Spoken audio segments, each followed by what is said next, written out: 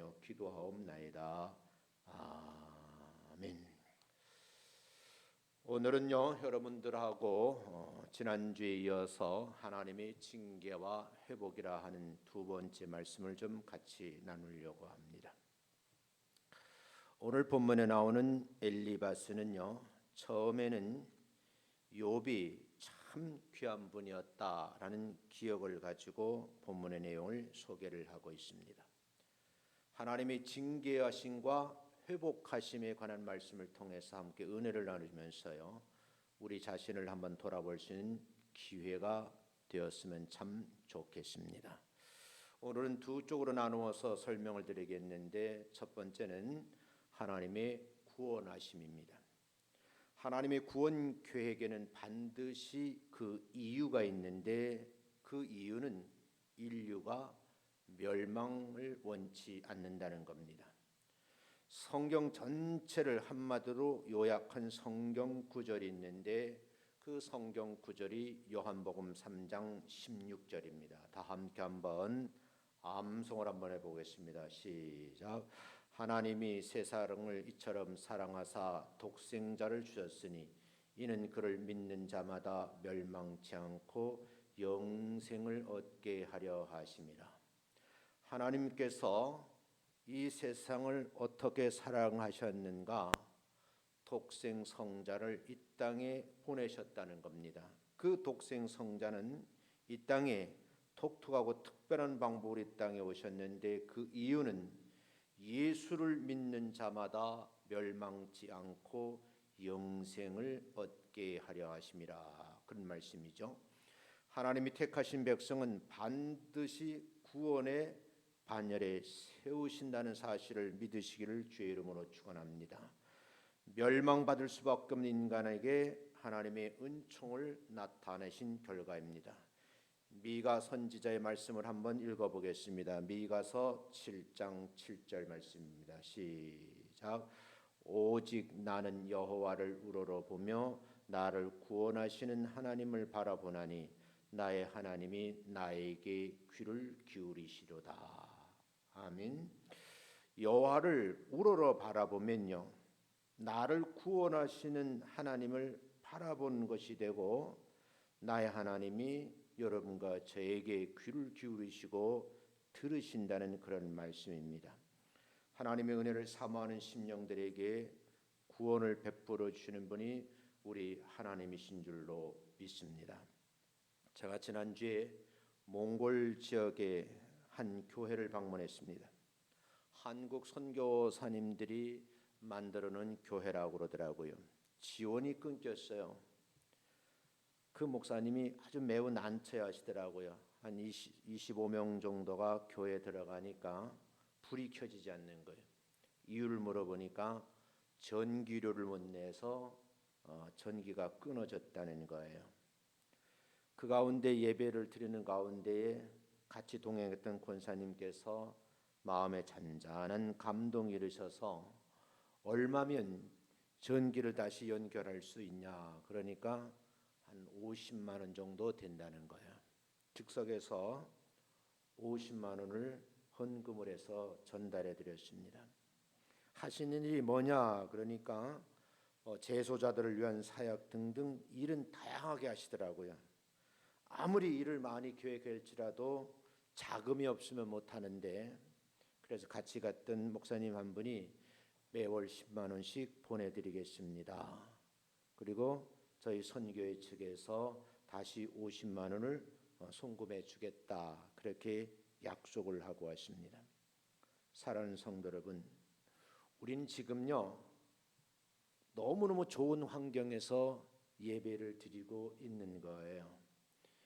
한국은 제가 가끔가다 포털 사이트에 접속해서 봤는데 뭐 물난리라는 얘기도 듣고 무덥다는 얘기 들었는데 몽골은 저녁이 되니까 추워서 바깥을 못 나가게 되고 게르 안에서 이틀 동안 잤는데 불을 피우지 않으면 도저히 잠을 잘 수 없는 그런 환경이더라고요. 우리가 이틀 동안 비가 왔는데요. 그냥 게르 안으로 비가 막 몰려 들어오는 거예요. 그래서 난리 버거지를 치고 뭐 동동거리고 그랬는데 우리나라는 정말 좋은 환경에 살고 계신 분들이다. 그런 말씀을 함께 나누고 싶습니다. 하나님의 은혜를 사모하는 심령들에게 구원을 베풀어 준 하나님이시라고 말씀했는데 한번 시편 27편 4절을 한번 읽어보겠습니다. 한번 읽습니다. 시작. 내가 여호와께 바라는 한 가지 일 그것을 구하리니 곧 내가 내 평생에 여호와의 집에 살면서 여호와의 아름다움을 바라보며 그의 성전에서 사모하는 그것이라. 오늘 시편 27편 4절에서 이렇게 말씀을 하셨어요. 내 평생에 여호와의 집에 살면서 여호와의 아름다움을 바라보며 그의 성전을 사모하는 것, 그것이 믿는 성도들이 할 일이다. 그런 말씀이에요. 다시 한번요. 시편 107편 9절 읽어보겠습니다. 시작. 그가 사모하는 영혼에게 만족을 주시며 줄인 영혼에게 좋은 것으로 채워 주심이로다. 여러분, 성전에서 사모하는 마음을 갖고 계시면 여러분과 저에게 만족을 주시고요, 줄인 영혼에게는 좋은 것으로 채워주시는 하나님이 바로 우리 하나님이신 줄로 믿습니다. 하나님은 우리의 치료자이시고요, 하나님은 우리의 구원자이심을 믿으시기를 주의 이름으로 축원합니다. 본문으로 돌아가서 욥기서 5장 19절 이렇게 말씀을 합니다. 20절까지 보겠습니다. 6가지 환난에서 너를 구원하시며 7가지 환난이라도 그 재앙이 내게 미치지 않게 하시며 기근 때의 죽음에서 전쟁 때의 칼의 위협에서 너를 구원하실 것이라고 말씀을 합니다. 오늘 이 말씀을 통해서 함께 은혜를 나누는데요, 6가지 7가지 환난이라도 구원하실 뿐만 아니라 재앙이 내게 미치지 않게 하시겠다고 말씀을 하셨고, 기근 때의 죽음에서 전쟁 때의 칼에 의해서 여러분과 저를 구원하실 분이 바로 하나님이라는 사실을 믿고요, 하나님 앞에 부끄러움 없는 삶을 살아가시기를 주의 이름으로 축원합니다. 또 한 가지 마지막 말씀드린 것은 우리 하나님은 구원과 더불어서 평안함을 주신다는 거예요. 제가 몽골 초원을 들어갔는데요, 사방을 둘러봐도 그냥 초원이에요. 풀이 자라지 않고 나지막하게 있더라고요. 물어봤어요. 왜 몽골은 풀이 이렇게 무성하게 자라지 않습니까? 그러니까 웃으면서 하는 말이, 이 많은 풀을 가축들이 뜯어 먹어서 그렇습니다. 그래서 가축이 어느 정도 되느냐 물으니까 몽골 전체 인구가 300만 명이래요. 그러니까 얼마 안 되는 거예요. 우리 서울만 해도 1000만 인구라 그러잖아요. 그런데 가축의 수는 1700만이랍니다. 어마어마한 가축들이 있어요. 그 가축들이 매일 뜯어보니까 풀이 자랄 수가 없는 거예요. 그래서 우리 한번 말을 타보자 그래서 말을 타러 한번 가봤더니 얼마나 말을 안 시켰는지 내가 1시간 말을 타고 바지를 보니까 바지 때가 쪼룩쪼룩 붙어 있는 거예요. 도저히 빨지 않으면 입을 수도 없어요. 근데 그 말을 이끌고가는 조그만 아이 한 7살 정도 됐겠어요. 말을 얼마나 잘 타는지 내가 물어봤어요. 그랬더니 하는 말, 몽골 아이는 젖먹이다가 젖만 떨어지면 말을 타고 논다는 거예요. 다 마치고 돌아오는 길에 버스에서 가이드가 하는 말, 역시 목사님들이 오셔서 일정을 잘 마치게 되었습니다. 그러면서 다른 팀, 2팀에는 사고도 있었고 뱀에게 물리고 여러 가지 사고가 있었는데 우리 일행들은 아무 사고 없이 잘 끝나게 돼서 가이드로서 고맙습니다. 그런 인사를 하더라고요. 그런데 한 가지 느낀 건요, 사람들이 사는 것 같지 않아. 그 망망대해 같은 그 벌판에 사람이 보이질 않아요. 그래서 사람들이 도대체 이 넓은 땅에 왜 사람이 없는가 하는 그게 궁금하더라고요. 그런데 언덕에 올라가서 지평선을 쭉 바라보니까 참으로 고요하고 평안하다는 느낌은 들더라고요. 오늘 본문으로 돌아가서 욥은 극심한 고난을 겪으면서 마음의 평안을 유지했던 이유가 뭘까? 욥기서 23장 10절 말씀 읽어봅니다. 시작. 내가 가는 길을 그가 아시나니 그가 나를 달려자니 후에는 내가 숨금같이 되어 나오리라. 여러분, 고백한 대로 이루어지는 것이 성경 말씀이야. 우리의 입으로 고백하면 반드시 성취하시는 분이 우리 하나님이신 줄로 믿습니다. 욥의 고백이 바로 여러분들의 고백이 되시기를 주의 이름으로 축복합니다. 욥은 고난으로부터 얻은 것이 있는데 단련된 믿음, 정금 같은 순금, 이물질이 섞여진 그런 믿음을 소유하는 자가 되었다. 그런 말씀이에요. 이런 정금 같은 믿음, 순금의 믿음을 가진 그 결과를 욥기서 42장 5절에서 이런 고백을 합니다. 한번 보겠습니다. 시작. 내가 주께 대하여 귀로 듣기만 하였사오나 이제는 눈으로 주를 배움나이다. 여러분, 말씀을 듣기만 했는데 이제는 그 말씀을 하시는 주님을 배우게 됐다. 여러 가지로 해석할 수 있지만 불쌍한 영혼들은요, 말씀이 귀에 들리지도 않고 들을 수 있는 기회도 없고요, 더구나 듣지 못하면 영원한 지옥에 갈 수밖에 없으니까 여호와 하나님을 바라볼 수가 없다는 거예요. 아무리 고난이 와도 그 고난 속에서 주님께 귀를 기울이고 말씀을 듣게 되면 눈으로 주를 배우는 기적이 나타날 줄로 믿습니다. 욥의 고난을 경험과 체험을 통해서 관념적으로 알고 있었던 것을 직접 눈으로 보듯이 알게 되었다. 이런 고백이지요.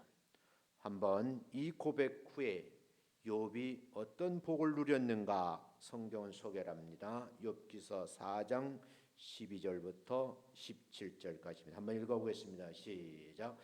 여호와께서 욥의 말년에 욥에게 처음보다 더 복을 주시니 그가 양만 4천과 낙타 6천과 소 1,000결이와 암나기 1,000을 두었고 또 아들 7과 딸 3을 두었으며 그가 첫째 딸을 여미마라 하여 이름하였고 둘째 딸은 그시아라 이름하였고 셋째 딸은 게렌합북이라 이름하였으니 모든 땅에서 욥의 딸들처럼 아리따운 여자가 없었더라.